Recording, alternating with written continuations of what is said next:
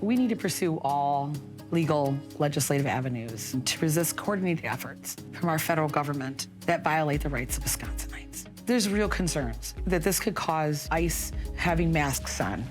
It could cause unnecessary public safety issues that I'm concerned about, from our cities to our rural, parts of our state. The reason I'm concerned for our public safety, and certainly I'm not trying to stop anyone from doing their job, but I want people to be safe. My concern is for everyone involved, for the bystanders, for the family, and for the agents. We all know by now that the vast majority of people being detained are not criminals. We know that they are our essential workers that put food on our tables, that they are people that keep the meat factories going, and they build our homes, and they're our neighbors, and they're our friends. We also know that we have citizens that are having their rights being violated constitutionally in this process.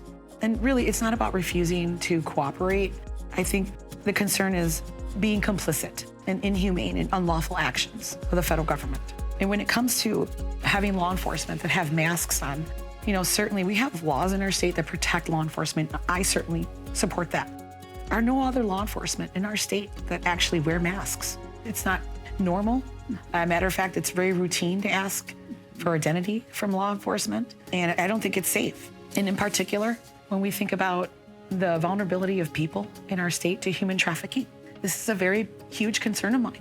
3 of the largest human trafficking corridors run through my district, District 8, which is Lincoln, Greenfield, National. So certainly it is on my mind. Unfortunately, people go missing all the time in my neighborhood.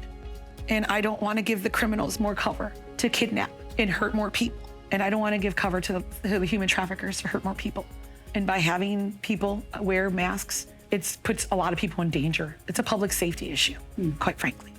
And especially, in fact, due to the unlawful practices of the federal government, I think it's imperative that we know who is coming into our state from outside Wisconsin. Definitely. Could this bill conflict with undercover or SWAT team protocols? No. No, it would not. Is a Class D felony penalty sufficient to deter a non-compliance? I believe it is, because the fine amount is what we're looking at. We've excluded the criminal penalties under this bill. So the only thing that applies is the fine amount, which goes up to $10,000. So it's pretty substantial, a fine amount they could face. Who is expected that will detain these authorities who are masked and with no IDs? Who are the forces who are going to be calling to their attention and detaining? That's a very good question. It comes down to who has the authority. And so if this law passed our state, it would be a state law, and our state would have the authority to perform any action they need to uphold this law. So it will be our police? It would be police or sheriff, detaining. Anybody who would have the police powers under our state's authorities. Why is this legislation necessary for accountability and transparency? It's very important, especially nowadays, to know who's coming in from out of our state, from outside of Wisconsin. Not only knowing who these people really are, but also knowing what's really going on. Because people can say they're doing things under the guise of immigration enforcement and possibly try to violate the Posse Comitatus Act, which is actual direct policing, which they're not allowed to do. So it's important to know if there's a crime possibly being violated, who is committing those crimes as well. That's very important. How will you respond to concerns that this bill could expose officers to personal risk?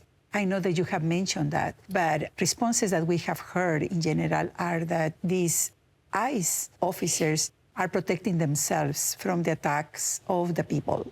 Again, we have laws in our state that protect law enforcement, and I'm certainly supportive of that. I'm also certainly supportive of anything to protect law enforcement in our state. But no other law enforcement in our state actually wear a face mask. So actually, it's actually a very strange thing. What do you see in the future of this law project? I'm going to continue to have conversations with people about all of our inalienable rights. And I think it's important for people in those conversations to understand the real issue here is public safety.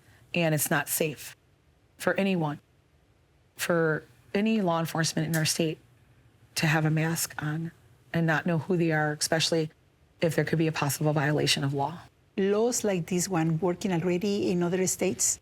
From what I know, it's only been passed in California, and that's just recently, so we haven't had enough time to see how reactions in society right now. What is the timing for this law project on this bill?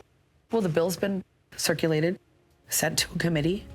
It's up to the committee chair if they call it to a hearing.